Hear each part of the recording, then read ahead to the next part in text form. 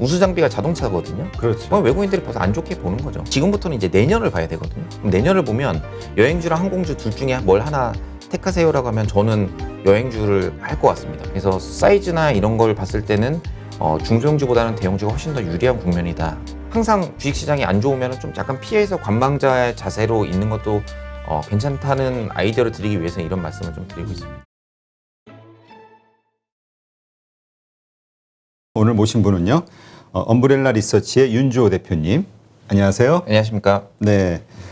일단 재미없어요. 네. 추석 이후 장 흐름. 네, 예. 네. 일단 뭐 악재만 더 자꾸 나오는 것 같고 시장은 점점 불안해지는 것 같고 네. 일단 그럼에도 불구하고 외국인은 조금씩 사주고 있는 모습인데요. 일단 이 상황을 좀 설명해 주시죠. 네, 지난번에도 나와서 제가 말씀드린 것처럼 하반기 쉽지 않다 계속 강조를 좀 드리고 있고요. 왜냐하면 실제로 운용을 하시거나 아니면 기관 투자가나 아니면 제 주변에 있는 전문 투자분들을 보더라도 수익이 만만치 않은 그런 구간에 돌입한 것 같습니다. 그래서 말씀하신 것처럼 외국인들의 순매수는 조금 들어오고 있는 그런 중인데요. 본격적으로 매수가 나오기까지는 시간이 조금 필요할 수도 있다 이렇게 생각을 좀 하고 있습니다. 네. 네. 일단 그럼에도 불구하고 네. 외국인이 일단 지금 매도는 하지 않고 있잖아요. 네네네. 네. 이 상황을 어떻게 봐야 될까요? 헝다악재니 뭐 여러 가지 있는 것 같은데 네. 금리 인상 문제도 있고. 네, 일단은 어느 정도 선반영은 좀 됐죠. 외국인들이 지금 계속 팔았었거든요. 그래서 8월 달에 기억하시겠지만 이제 반도체 이슈가 나오면서 많이 매도를 했다가 그 뒤로 이제 조금씩 이제 옆으로 기는 모습을 보이다가 요즘에 최근에 순매수를 좀 하고 있는데 아마 환율이 많이 올라 있어서 이제 환차익을 노리고서 들어오는 자금일 수도 있겠습니다만 이제 본격적으로 제가 생각하는 거는 이제 연말까지 배당을 노리면서 이제 들어오는 어떤 인덱스나 아니면 액티브 수급이 있을 수 있거든요. 그래서 그 부분을 말씀드리기 전에 좀 제가 준비해온 표를 보여드리면 조금 더 이해가 빠르실 것 같습니다. 그래서 네. 제가 아쉽게도 이제 개인 고버스를 맨날 말씀을 드리는데 외국인 순매수를 한번 보시면요. 네. 저희가 보면 8월 달에 이게 반도체 때문에 이렇게 빠졌던 거거든요. 네, 예, 그렇죠. 빠졌다가 그 뒤로는 이제 조금씩 올라오고 있어요. 그래서 제가 이제 2주 전에 나와서 제가 말씀드렸을 때 낙폭과대 대형주가 생각보다 좀 덜하죠. 왜냐하면 포탄을 먼저 맞은 자리에 가면 포탄 안 맞거든요. 그러니까 이제 매도가 어느 정도 다 나온 상황에서 이제 기관이 조금만 사도 이제 오르는 그런 구조. 말씀하신 것처럼 외국인의 매도는 많이 줄었기 때문에 이런 부분을 좀 보시면 될 것 같습니다. 이런 종목들은 최근에 국정감사 이슈가 이제 막 얘기가 나오는 거 보니까 이제 카카오도 어느 정도 반영은 됐다라고 좀 보고 있거든요. 그래서 LG화학 그때 말씀드렸는데 이렇게 좀 많이 빠졌는데 사람들이 모멘텀이 없어서 어떻게 보면 버린 종목 대형주 위주로. 그래서 사이즈나 이런 걸 봤을 때는 중소형주보다는 대형주가 훨씬 더 유리한 국면이다라고 생각을 덜 빠지는 거죠. 네네. 근데 그 대형주 가운데서도 예를 들어서 NC소프트, 카카오 여러 가지 이런 급락했던 종목들 있잖아요. 네네네. 근데 그거 외에 하이닉스나 삼성전자도 급락했었고. 네. 근데 자동차 관련해서 네네. 급락은 없어 그냥 계속 그냥 물 새듯이 그냥 지금 흘러내리고 있잖아요. 네. 이것도 같은 관점으로 볼 수 있는 건가요? 일단 IT랑 자동차 똑같은 경기 소비재긴 합니다. 근데 좀 다른 게 있어요. IT는 가격이 그렇게 비싸지 않아요. 근데 자동차는 좀 비싸거든요. 근데 그때 제가 4월인가 5월 달에 아마 그때 자동차 피크 가격을 피크 이제 판매를 제가 말씀드린 적이 있는데 월별로 볼 때 왜 그러냐면 저희가 작년에 코로나 때문에 내내 자동차도 안 사고 아무것도 안 하다가 올해 상반기 때 소비가 폭발했거든요. 그거에 대한 이제 가장 높은 이제 상반기 대비해서 하반기가 의류도 그렇고 자동차도 그렇고 소비가 후반부에 약할 수밖에 없습니다.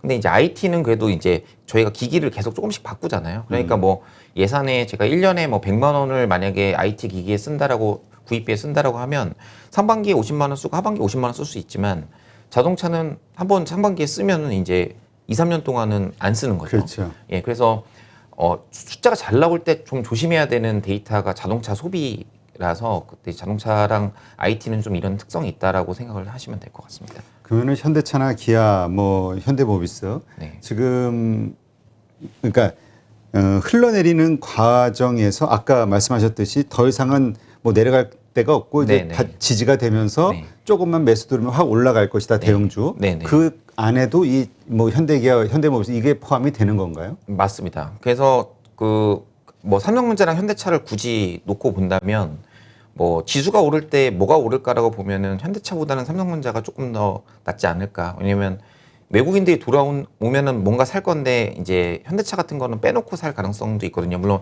패시브 자금들이 들어오면 삼성전자 뭐 현대차를 기계적으로 같이 사겠지만 기왕이면은 뭐 IT 쪽에 IT 대형주가 낫지 않나라고 저는 생각을 좀 하고 있습니다. 네. 근데 참 이해가 안 되는 게 네. 그 나스닥 그러니까 저 미국 시장, 미국 주식 시장을 보면은 자동차주들 네. 괜찮거든요. 흐름이 네네네네. 막 어제도 보니까 뭐 GM이나 포드 같은 경우 많이 오르고. 네. 근데 한국은 계속 빠지는. 그러니까 이게 글로벌이라기보다 분명히 그 뭐죠? 바닥이라든가 어떤 지금의 어려운 상황에서 좀 괜찮아질 거다라는 기대감이 살아있는 것 같은데 네. 이렇게 힘을 못 쓰는 이유는 왜일까요?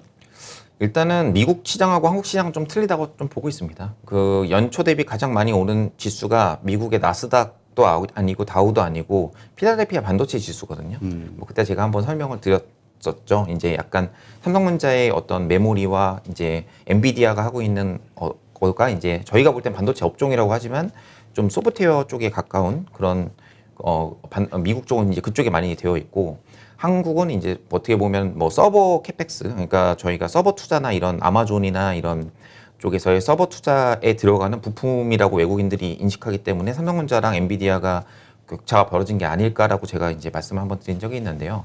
그것처럼 약간 좀 개별적으로 움직인다라고 저는 생각을 좀 하고 있습니다. 예전에 현대차, 기아차가 연초에 굉장히 랠리를 보였을 때 뭐였나 생각을 해보시면 사실 자동차 판매보다는요 애플카 이슈가 컸습니다. 애플카 예, 이슈. 그래서 결국에 멀티플 그러니까 실적도 좋고 좋은 건 좋아진 건 맞지만 그때 멀티플을 확장시키기 때문에 세게 올랐는데 지금은 이제 애플카가 단기에 쉽지 않다라고 사람들이 생각하기 때문에 좀 뭐 이제 실적도 좀 이제 어떻게 보면 피크를 좀 찍고 내려오는 그런 구간에서 이제 외국인 투자 입장에서 매력적이지 않다라고 생각을 한 것 같습니다.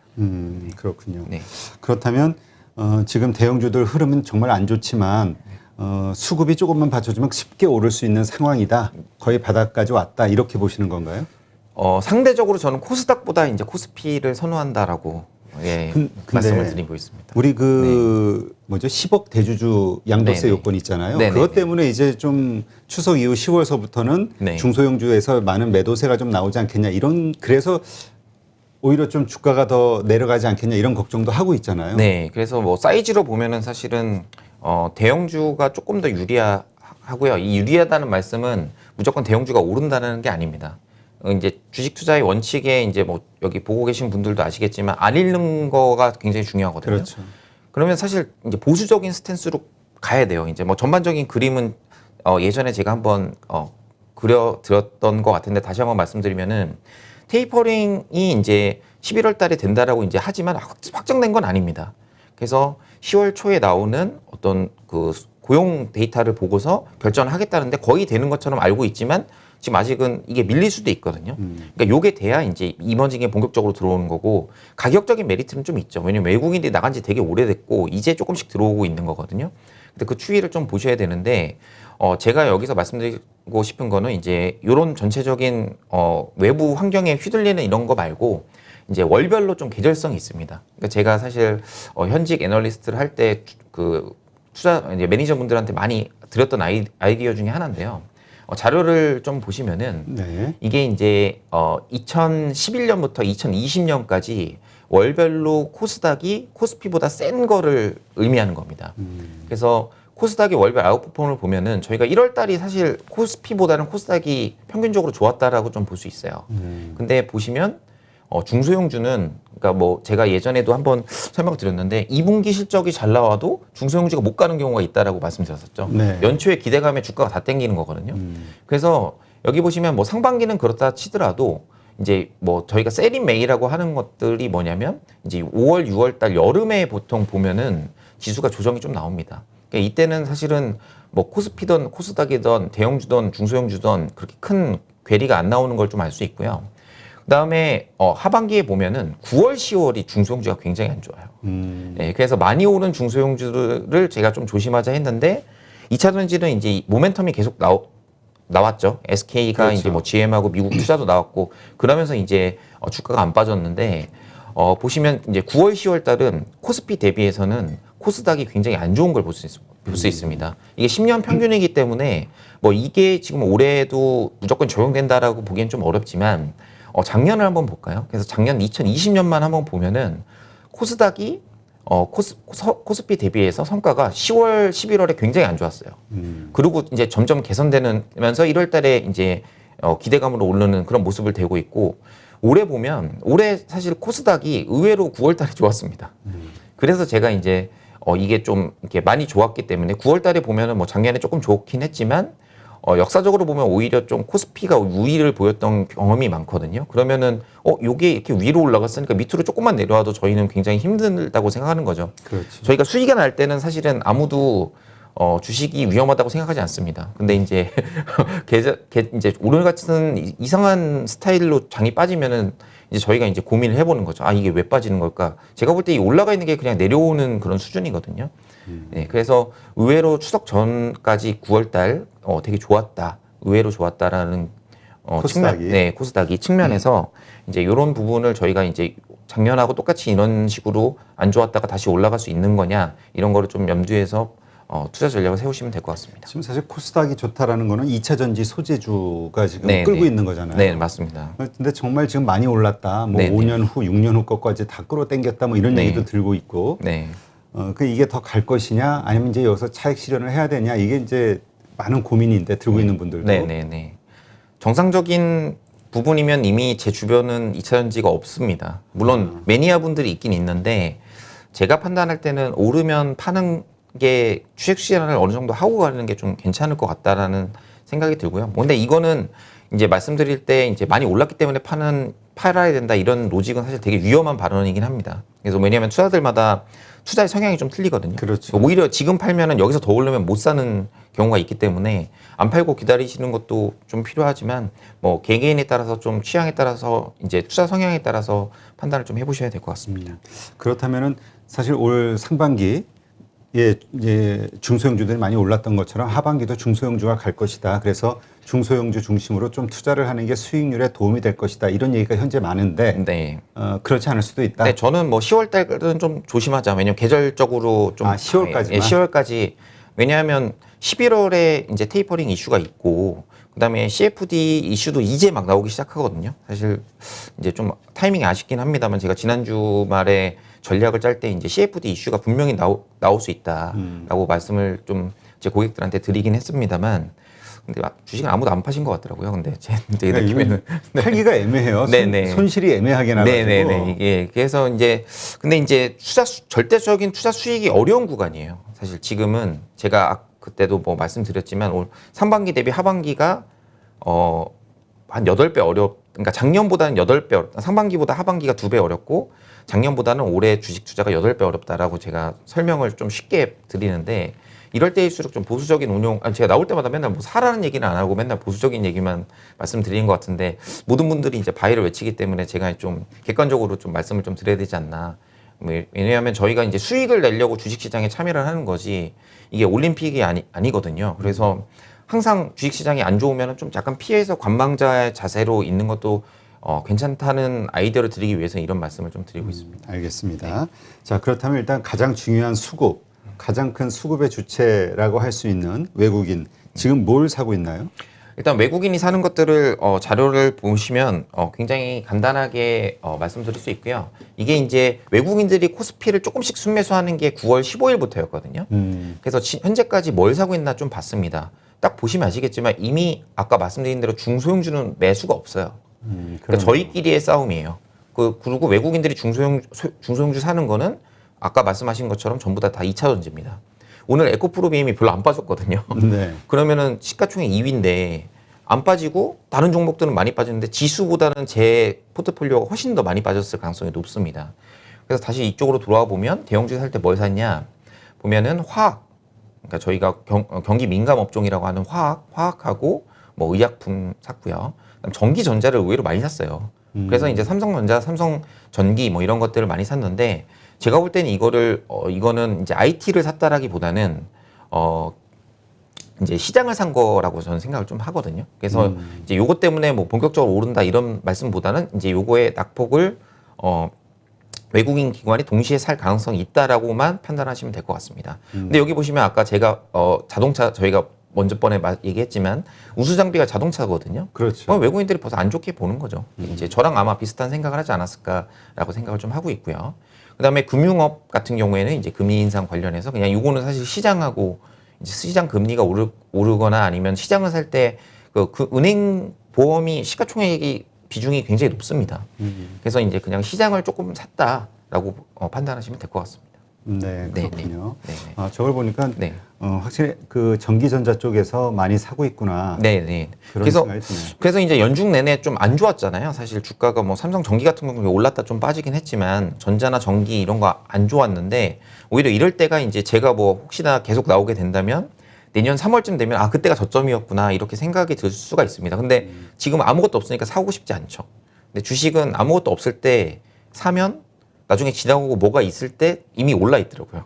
그래서 이제 지금이 이제 처음 투자하시는 분들은 이제 지금이 오히려 IT 대형주 같은 경우는 장투의 개념으로 6개월에서 1년 정도 개념으로 봤을 때는 지금이 저점일 가능성이 좀 있습니다. 근데 이제 이런 얘기도 있잖아요. 네. 삼성전자나 SK 하이닉스의 주가 상승률보다 그 뒤에 그 소부장들 네네네. 그 엄청 올랐었잖아요. 네네네. 이런 중소형주 뒷단에 여기에 투자하는 게 더 낫다라고 보는 사람들도 많이 있거든요. 네, 그래서 뭐 거기서 저희가 비메모리 반도체에서 가장 시장에서 가장 좋아했던 테스나를 보시면은 최근에 이제 뭐 피인수 다른 업체한테 이제 피인수 되긴 했지만 삼성전자랑 비슷한 움직임을 보입니다 결론적으로. 그래서 빠질 때 더 많이 빠지거든요.